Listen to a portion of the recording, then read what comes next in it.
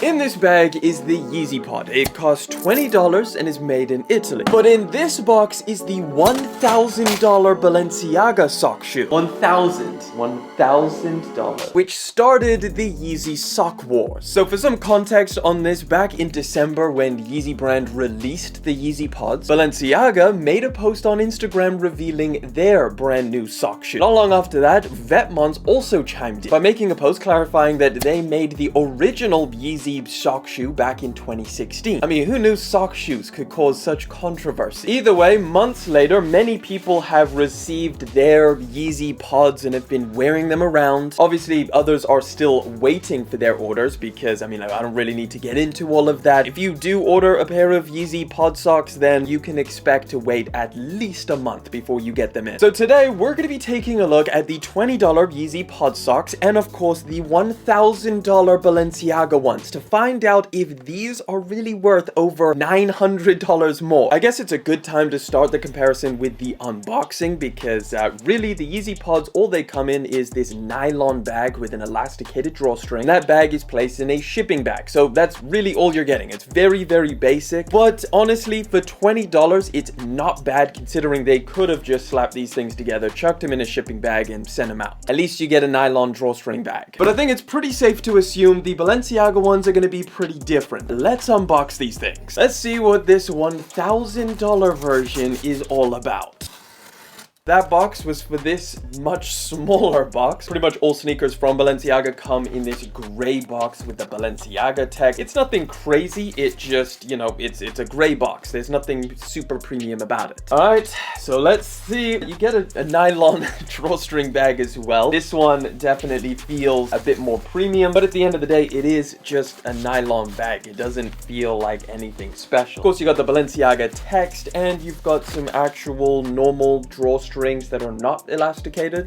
Let's see what these things are all about. Oh my god. This is the $1,000 Yeezy Pod socks, but they're Balenciaga. Wow, this is actually absurd. So nothing else in the box, just this. And I will say you do get some paper inside to hold the shape of the socks, I guess. Oh wait, inside you do get a little bit more paper, I guess. Okay, so they're trying to stuff it with stuff, but I don't know if this is really doing anything. I mean, it's a pair of socks. I'm actually lost for words right now that these cost $1,000.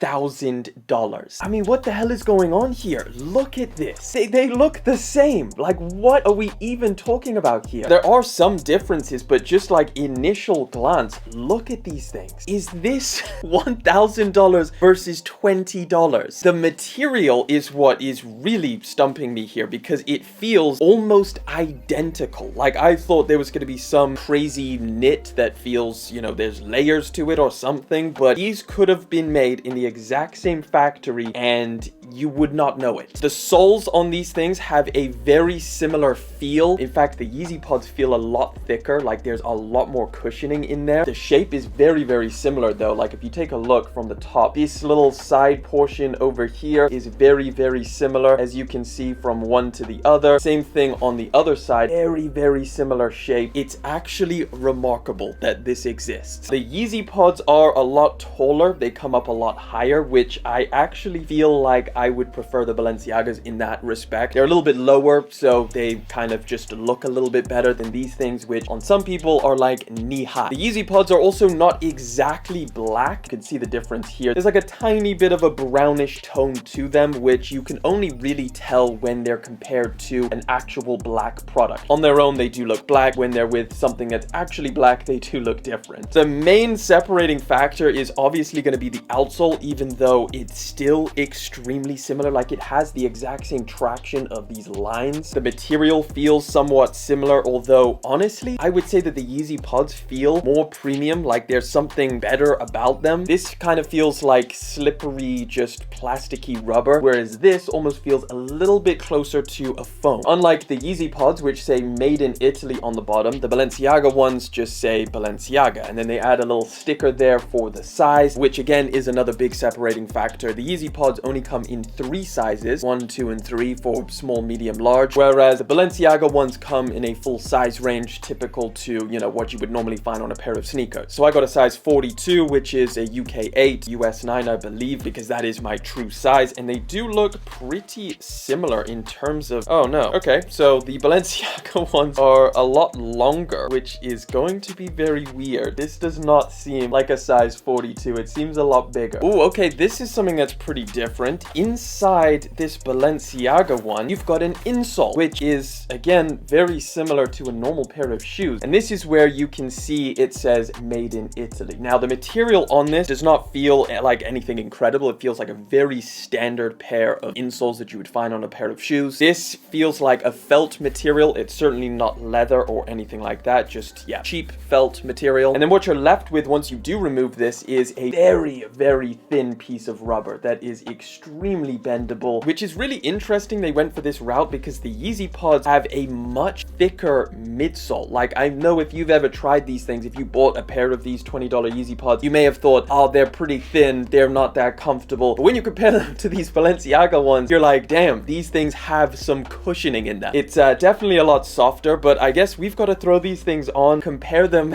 and see what they're all about. And I've got to show these things to Dylan, man, because this is crazy. Heading to Dylan's. All right. We don't want to hear you say, come on in, bud. I've shown you a number of wild, wacky, and colorful sneakers in your time, but today, I think it might take the cake, alright? So in one hand, I have the Yeezy Pod for $20, and in the other hand, I have the $1,000 Balenciaga Yeezy Pod. I'm gonna put them in your hands, give them a little feel, and I just want to hear what you think. $1,000. Alright, let me just inspect the Yeezy Pods. I've seen Yeezy Pods, I've felt Yeezy Pods before. Ain't no way. In fact, you get more material on the Yeezy Pod. That is shocking. Can I put them on? You put them on? They're $1,000, you sure? Put them on. Hey, I already put them on myself. The Yeezy Pods are more comfortable. They've got a thicker sole. What the Balenciaga is the biggest L. Even the shape is like pretty much identical. To be fair, you don't see glue, like that's got a bit of glue around the side. You don't see that there. And their profit margins must be insane. Because if you're making profit off of these at 20 bucks, I need you to call every person that bought these and interview them. Let's say if the price was the same, which one would you pick? They're both $20. Probably these, the Balenciaga ones. Well, it's hard because neither of them fit me. But yeah, I guess so. They've got a full this, they don't have the glue. The Yeezy Pods you said were more comfortable.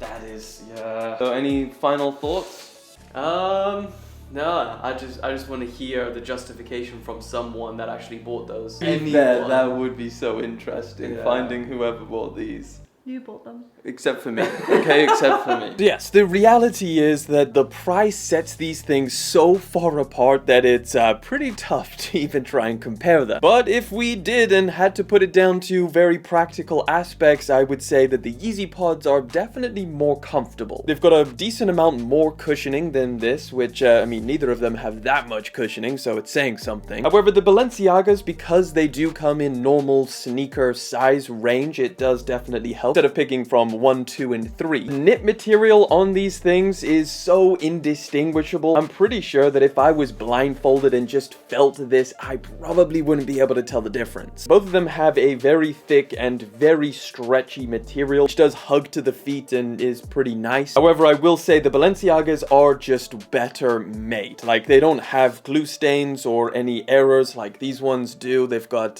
you know, a couple different stitch marks and wrong things, but again, all of this could just be down to the fact where you could be like, well, they are just $20. But at the end of the day, the wildest thing about this is that both of these shoes were technically made by designer brands, offering damn near the same product, except one of them is the same cost as a McDonald's meal, and the other one could be rent. I gotta hear from you guys. What do you think of this down in the comment section? Does anybody out there have a justification for $1,000 Balenciaga socks? And if you want to see what happened when I wore these for 100 hours straight, click that video right over there.